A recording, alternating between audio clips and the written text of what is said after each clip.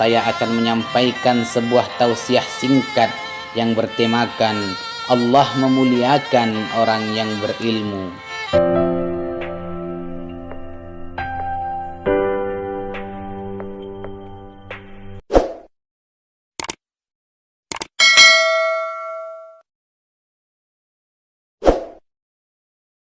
Bismillahirrahmanirrahim. Assalamualaikum warahmatullahi wabarakatuh. Innal hamdalillah nahmaduhu wa nasta'inuhu wa nastaghfiruh wa na'udzu billahi min syururi anfusina wa min sayyiati a'malina. May yahdihillahu fala mudhillalah wa may yudlil fala hadiyalah. Ashhadu an la ilaha illallah wahdahu la syarikalah wa ashhadu anna Muhammadan abduhu wa rasuluh. Allahumma salli ala sayyidina Muhammad wa ala ali sayyidina Muhammad. Amma ba'd. Puji syukur kita panjatkan kehadirat Allah Subhanahu wa taala yang telah memberikan kita nikmat kesehatan sehingga kita masih bisa menghirup udara segar, kita masih bisa bertemu dengan bulan suci Ramadan, bulan penuh ampunan, bulan yang diagungkan oleh Allah Subhanahu wa taala. Salawat dan salam tak lupa pula kita sanjungkan ke nur junjungan alam, yakni Nabi besar Muhammad sallallahu alaihi wasallam. Allahumma salli wa sallim wa barik alaih, yang telah membawa kita dari alam kegelapan ke alam yang terang benderang sebagaimana yang kita rasakan pada saat sekarang ini. Hadirin yang dirahmati oleh Allah Subhanahu wa taala, pada kesempatan kali ini saya akan menyampaikan sebuah tausiah singkat yang bertemakan Allah memuliakan orang yang berilmu. Namun sebelumnya saya akan menjelaskan pentingnya ilmu dalam kehidupan. Kenapa ilmu sangat penting dalam kehidupan? Karena dengan ilmu kita bisa membedakan mana yang hak dan mana yang batil. Dengan ilmu juga kita akan lebih mantap dalam menjalankan ibadah kepada Allah Subhanahu wa taala. Oleh karena itu, kita harus menyadari bahwa menuntut ilmu adalah suatu kewajiban bagi setiap muslim dan muslimat, sebagaimana sabda Nabi sallallahu alaihi wasallam, talabul ilmi fariidatun ala kulli muslimin wa muslimat. Dan Allah juga menjelaskan dalam Al-Quran bahwa Allah akan mengangkat derajat orang berilmu, sebagaimana firman-Nya di dalam Al-Quran, yarfa'illahu alladhina amanu minkum. Allah akan mengangkat orang beriman di antara kamu, walladhina utul ilma darajat, dan orang-orang yang menuntut ilmu beberapa derajat. Kembali ke topik pembahasan, bahwasanya Allah memuliakan orang yang berilmu. Saya akan menceritakan kisah nyata bagaimana Allah mengistimewakan orang yang berilmu.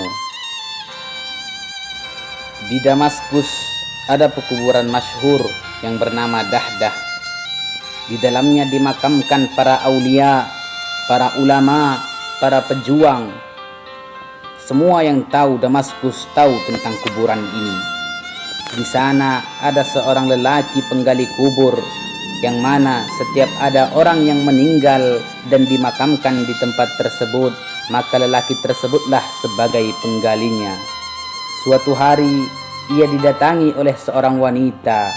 Wanita tersebut meminta penggali kubur tersebut membuat galian atau membuat kuburan. Kemudian ia pun menggalinya. 1 jam kemudian datang jenazah, tidak diiringi oleh banyak orang, hanya beberapa lelaki saja. Jenazah tersebut diturunkan ke tanah, petinya dibuka, kemudian mayit tersebut diturunkan ke dalam kubur.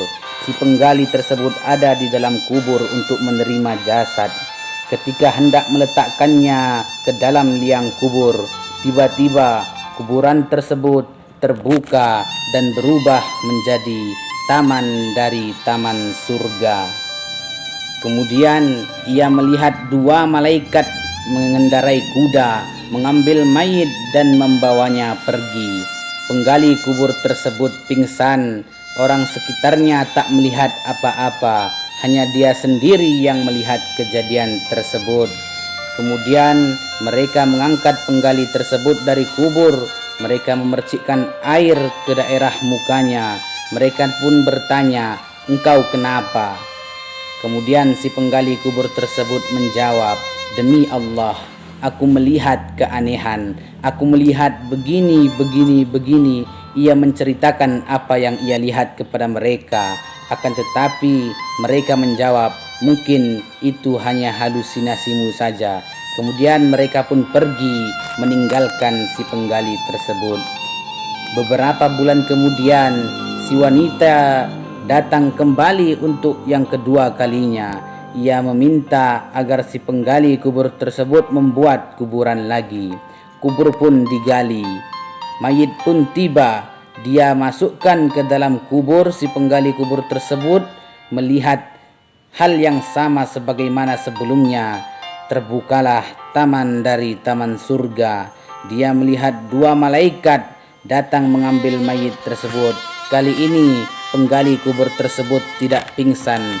Dia segerakan menyelesaikan pemakaman tersebut. Ia segera keluar dari kubur. Kemudian ia mengejar wanita yang memintanya untuk menggali kubur tersebut. Kemudian si penggali tersebut bertanya, "Siapa kamu, wahai wanita? Dari manakah kamu berasal?" Kemudian wanita tersebut menjawab, "Wahai lelaki, aku tertimpa musibah. Mayit ini adalah anakku. Sebelumnya aku juga punya anak lain. Aku kehilangan dia beberapa bulan yang lalu." Si penggali tersebut bertanya, "Kedua anak lelaki itu anakmu?"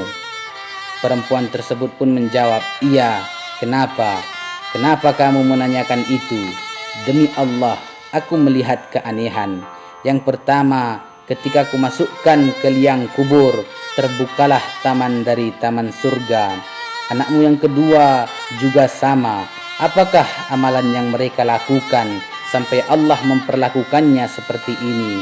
Mereka mendapat kemuliaan yang agung."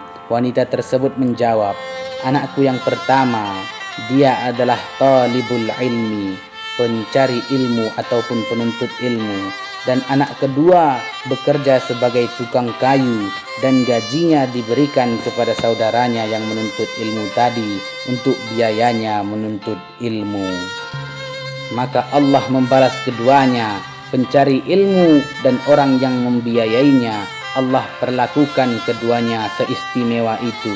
Si penggali kubur tersebut setelah melihat hal ini dan setelah mendengar jawaban dari perempuan tersebut, ia tinggalkan kuburan. Ia pergi menuju Masjid At-Taubah. Ia pun menjumpai seorang syekh, guru yang mengajar pengajian di masjid tersebut. Nama gurunya adalah Syekh Said Al-Burhani. Si penggali kubur mendatangi guru tersebut. Dia berkata, "Aku ingin menuntut ilmu." Syekh menjawab, "Bagus. Umurmu sekarang perkiraan 45 tahun ke atas. Kau lupakan hidupmu tanpa mencari ilmu. Sekarang baru mau mencari ilmu. Kenapa? Ada alasan apa?" Kemudian sang penggali tersebut menceritakan apa yang telah dia lihat. "Karena aku menemui begini, begini, begini." Kemudian si penggali kubur tersebut mulai menuntut ilmu.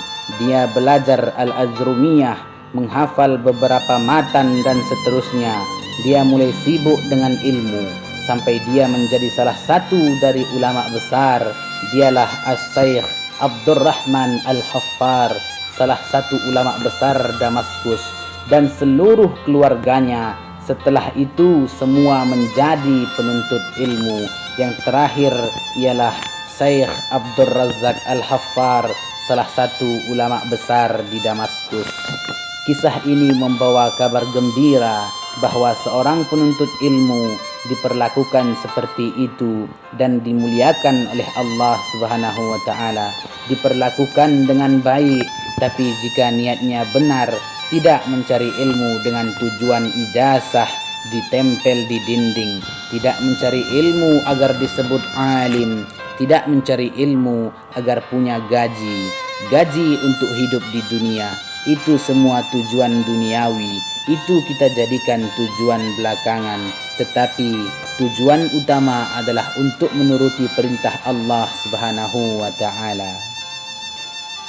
Dari kisah di atas dapat kita ambil kesimpulan bahwa Allah Subhanahu wa ta'ala memuliakan orang-orang yang berilmu, bahkan juga memuliakan orang-orang yang membiayai orang lain untuk menuntut ilmu. Akan tetapi menuntut ilmu hanya mengharapkan ridhanya Allah Subhanahu wa ta'ala tanpa mengharapkan pujian dari manusia. Cukup sekian tausiah singkat hari ini. Semoga bermanfaat untuk kita semua. Kalau ada kata-kata yang kurang berkenan, saya mohon maaf. Wabillahi wassalamualaikum warahmatullahi wabarakatuh.